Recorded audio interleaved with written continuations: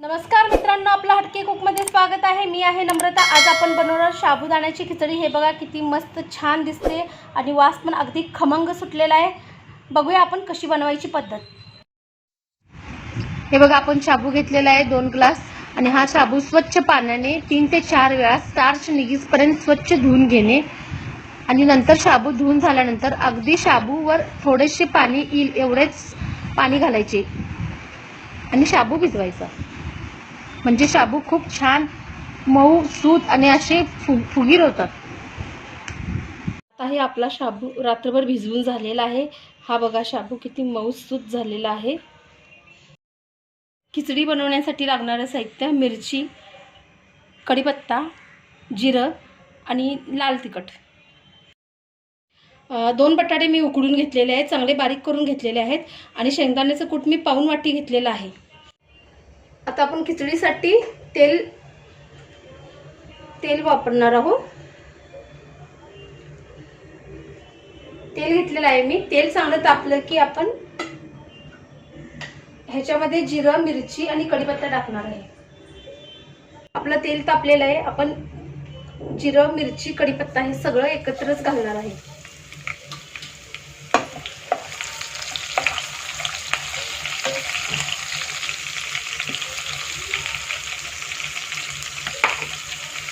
आपण जिरं करपू द्यायचं नाही, नाहीतर खिचडीला असं कळवट टेस्ट येते। आता आपण बटाटे बॉईल केलेले उकडलेले जे बटाटे आहेत ह्याच्यामध्ये घालून घेणार आहे। 2 मिनिटं परतून घेणार आहे आणि टेस्टिंग पुरती आपण ह्याच्यामध्ये मीठ घालणार आहे।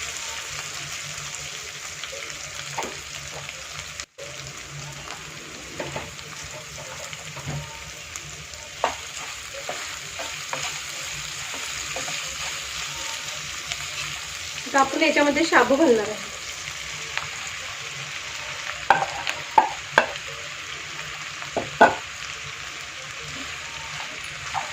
शाबू 2 मिनिटं असं आपण फक्त तेलामध्ये परतून घ्यायचं आणि परतून झाले की लगेचच शेंगदाण्याचं कूट घालायचं।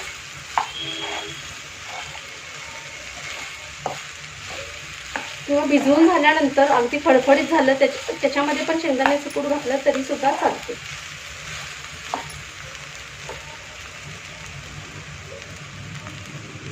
हे आता आपण शेंगदाण्याचं कूट घातलेलं आहे, हे एकदम व्यवस्थित मिक्स करून घ्या खिचडीमध्ये। गॅस मध्यमच ठेवायचा आहे, जास्त मोठा गॅस करायचा नाही, नाहीतर खिचडी खाली लागण्याची शक्यता असते। आणि खिचडी सतत 2-2 मिनिटाला सारखं परततच राहायची, म्हणजे ती फटफटीत आणि मस्त होते, चिटकत नाही खाली। एकसारखं हात हलवायचं खिचडी करताना। हे बघा एकसारखी अशी खिचडी सारखं हलवत राहायचं खालवर, नाहीतर असं लागण्याची शक्यता असते। आणि आता खिचडी आपली 2 ते 3 मिनिटात होते।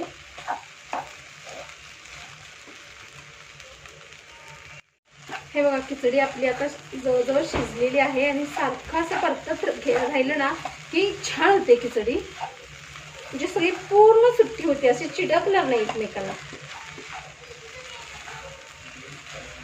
आणि सगळ्यात शेवटी आपण ह्याच्यामध्ये थोडंसं लाल तिखट घालणार आहे, टेस्टिंग पुरती घालणार आहे। तुम्हाला जर नको असेल तर तुम्ही नाही घातलं तरी सुद्धा चालते।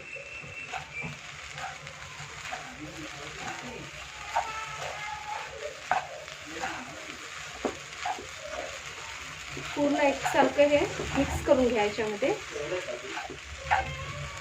हे बघा आता आपली खिचडी झालेली आहे आणि किती छान फुललेली आहे। बघा अगदी सुट्टी सुट्टी दिसते खिचडी, ही अगदी मस्त झाली, गिचकी अजिबात झालेली नाही आहे। आपली खिचडी छान झालेली आहे आणि कलर पण खूप मस्त आलेला आहे, अगदी मऊ सूत आणि अशी फुगलेली आहे शाबू एक एक। हे बघा किती फडफडीत झालेली आहे, तुम्ही बघू शकता।